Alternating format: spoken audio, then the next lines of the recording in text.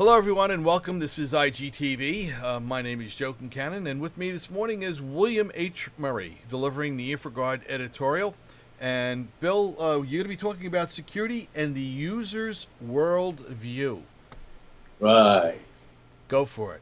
In the 90s, I attempted to mediate an online dispute between college students and system administrators that was taking place on American campuses.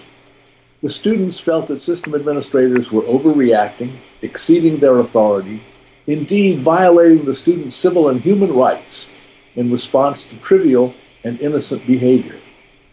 The students had grown up in a world of cheap, single-user computers, a world in which the boundaries of the system were clear, hard, and embraced nothing that did not belong to the user. The primary applications were trivial, mostly games, and the rules of the game were implicit in the game. If the game would do it, it was legitimate. Indeed, it was even ethical. One could not cheat at Pac-Man. There was no problem that could not be solved by pressing Control-Alt-Delete. System reset. A control that would return the system to a known and stable state. The administrators had grown up in a very different world, in a world of expensive shared resource computers, a world in which the boundaries of the user's space were obscure, soft, and where most of the addressable resources did not belong to the user. Applications included those that were essential to the health and continuity of the enterprise. Their legal and ethical use required judgment, prudence, and care. Misuse or abuse harmed others. It often destabilized the system and took time and other scarce resource to return it to a stable state. The students believed that the system was there to support their learning by exploring the world, including exploring the system. The administrators saw such behavior as threatening, rude, dangerous. The students saw their exploration as innocent, and to the extent that ethics involves how we treat others, as unethical. The administrators saw the issue as about the effect on others and essentially ethical.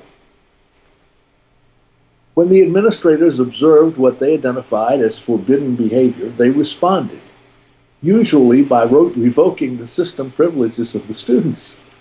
The students saw any attempt by administrators to impose order and discipline as an abuse of authority.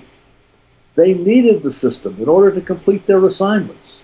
Restricting their privileges was the ethical equivalent of denying them access to the library or even the cafeteria. Needless to say, mediating the conversation between these two groups was neither fruitful or satisfying. Not only did they have different ideas about how the world works, they had conflicting, not to say irreconcilable, views of how the world works. While I was sympathetic to the administrators and worldviews are. They are neither correct nor incorrect, good or bad. They just are. They tend to be generational. The little nuns that taught me were certain that if I could write a pretty Palmer method hand and add long columns of numbers, I would be guaranteed a living for life. Indeed, I was guaranteed a living for life, but it didn't have anything to do with being able to write a pretty hand or add long columns of numbers.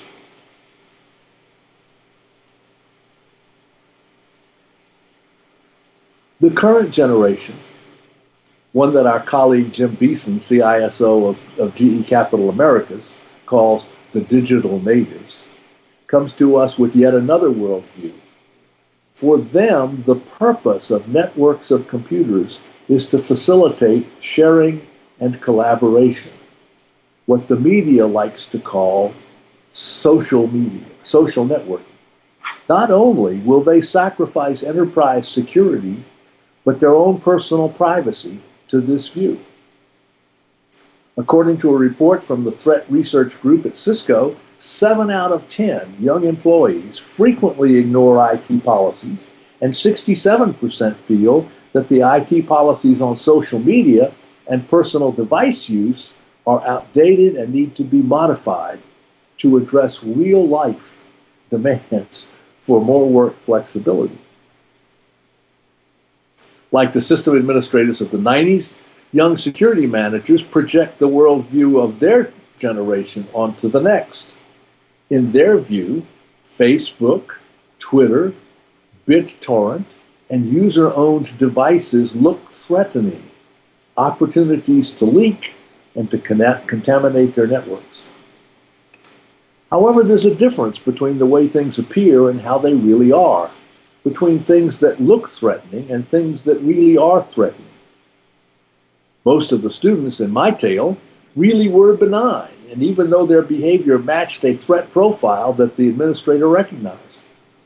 While Facebook and user-owned devices appear threatening, they may not represent a risk. However, their users do have a different and persistent view, and with it come different attitudes and behavior. The security managers often respond to what they see as threatening by resisting the technology and the worldview of the young. What they ought to do is identify and restrict access to sensitive data and applications as close to that data and those applications as possible. What they ought to do is layer and compartment the network to make it less vulnerable to users and to technology.